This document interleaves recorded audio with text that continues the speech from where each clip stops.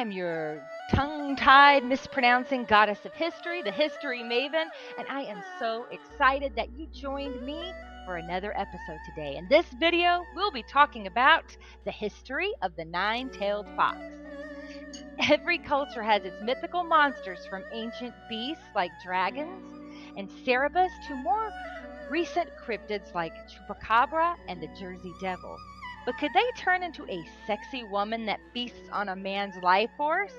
Today we will be unearthing the history of that iconic animal spirit you might know from Naruto, Pokemon, and from the Korean drama Tale of the Nine-Tailed. Let's talk about the nine-tailed fox. We'll be looking at the nine-tailed fox in pop culture shortly, so hang tight. But first, let's hear me mispronounce all sorts of foreign words as we talk about where did the idea of the nine-tailed fox originate. Quickly, we'll discuss it. Let's go back to the 4th century BC. Just for clarity, that's around the time of the birth of Jesus and the height of classical Greek culture.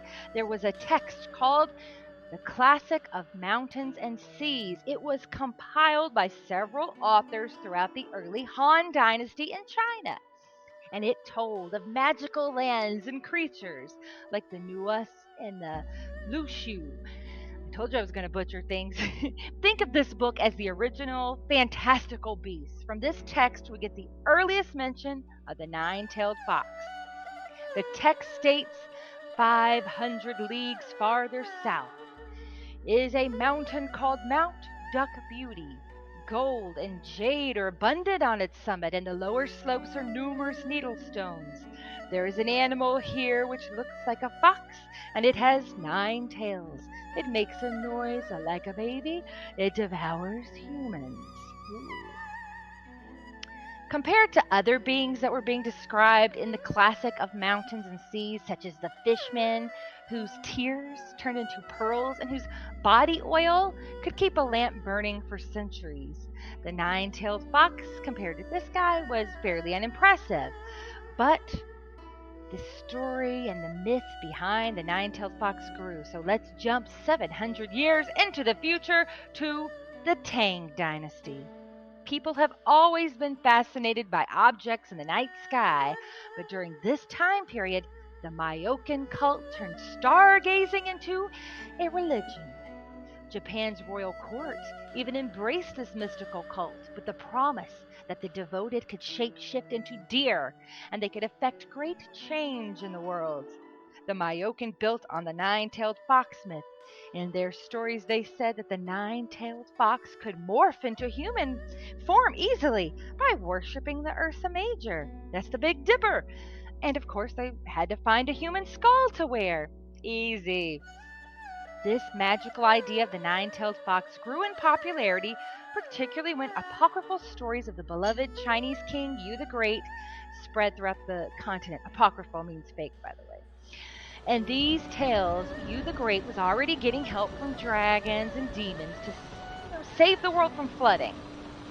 So when he spotted a white nine-tailed fox, well, he figured it was a good omen. And indeed, it was. It was a sign that he would marry the loyal, beautiful, and fertile Nu Zhao.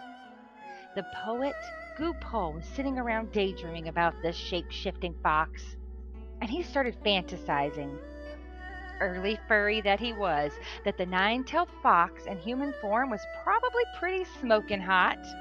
What a looker! That these fox could turn into extremely attractive men and women and could seduce you and lure you into sexual intercourse. But now, if the man or woman gave in to that temptation and bedded the personified nine-tailed fox, the fox would drain them of all logic and sense, drive them to insanity, maybe even kill them with their magical poison. But according to Gu Pao, that fox wouldn't start doing that till it was 50. And at 1,000, the nine-tailed fox could become a celestial fox or sky fox. Sounds fancy. And this all ties back into the star worship that was all the rage in ancient China. The celestial fox, being divine, was really welcomed into popular ideology of the time. The nine-tailed fox really melded with the Taoist principle of transcending the opposing forces of yin and yang, and it became a talisman of the philosophy. See, the nine-tailed fox became known mostly as a good luck charm in China, as it answered to no master, wasn't good or bad, and it showed no favoritism. But you still could win their blessings if you prayed to the nine-tailed fox and maybe offered them some delicious food. Further east in Japan, the fox had also enjoyed being the subjects of myth for centuries. The kitsune was a trickster, guardian, good luck charm, and often seductress. The Japanese believed that the older a fox spirit was, the more tails it grew, up to nine. Each represented leveling up in wisdom and power. Unlike in Chinese lore, in Japanese folk tales, a fox spirit could possess a person, usually a young woman, through her breasts or fingernails. Just wear a tight bra, girl, they'll never get in. The fox spirit would make the possessed girl more intelligent. She could speak languages she had never even seen. But they would also drive her bonkers.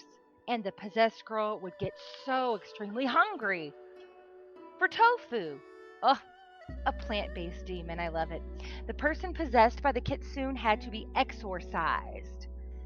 They would be dragged to the shrine and have the ever living crap kicked out of them until they didn't feel so possessed anymore. Now, unfortunately, mental illness was often diagnosed back then as fox spirit possession, and due to the lack of mood stabilizing medication back in the day, the ill person was prescribed regular thrashings. Ugh. The kitsune would usually have to put its magic in a pearl or a jewel of some kind called a Hoshi no Tama in order to shapeshift. And there were a number of stories from the 12th century about people who took that Hoshi no Tama hostage to get the fox to do them favors. Would you do that? Never. As fox lore grew over the ages, the fox spirits were imbued with greater and greater ability to the point where a fox statue could even act as a talisman against evil. Wonderful. You touch it and everything, all your problems go away. Sounds great to me. Where can I buy one? And the shape shifting fox seductress idea also changed into a more sympathetic figure in Japanese stories. Often the fox took on the appearance of a young woman and she married a human male, but instead of poisoning or possessing the young man, she would be a loving, doting wife.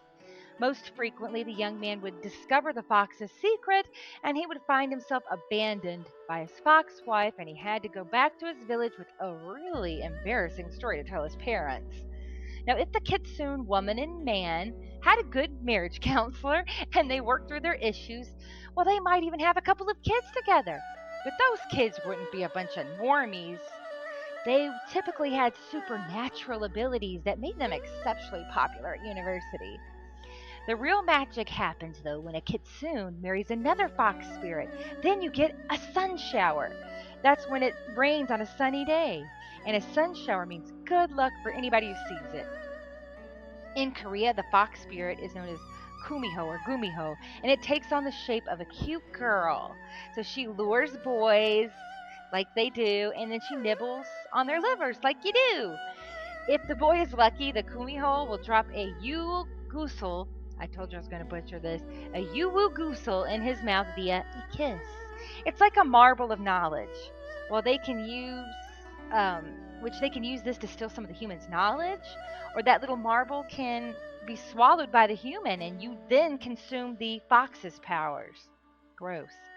And I thought cold sores were the only thing you had to look out for in that scenario.